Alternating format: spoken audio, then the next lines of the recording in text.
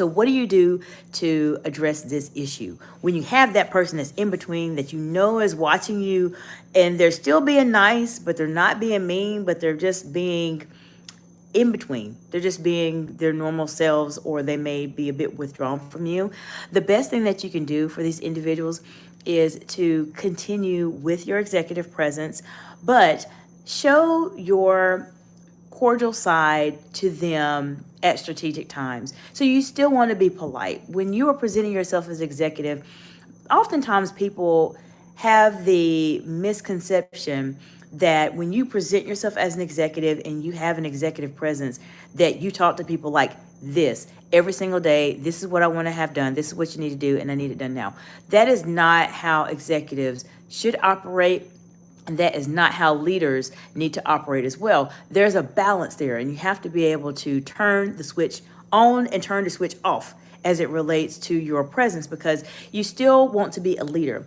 And the way that you become a true leader is that you are able to inspire others to do amazing things. And you can't inspire others if you are constantly just talking to them or talking down to them or being rude to them as an executive. You want to still be able to have that camaraderie, have those times where there is laughter, have those times where there's relatability, have those times where you can have a confidential conversation with someone and not repeat what is said. So you still have to be your authentic self as a leader, and especially when you're developing your executive presence.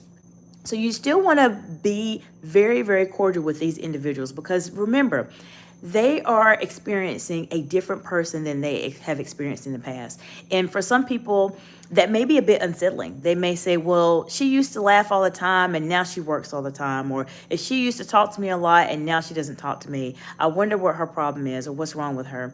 So people they're going through a bit of a transition themselves too, because they know you as one person and now you're completely somebody differently. So keep in mind that this is something that people tend to do when you are developing your executive presence.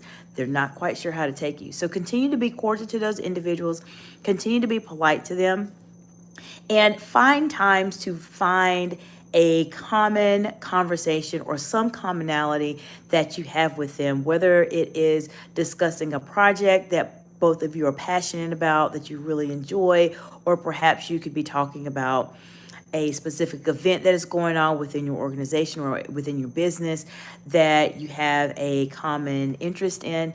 Those are great ways to continue being able to foster and nurture those relationships with those individuals that are in between.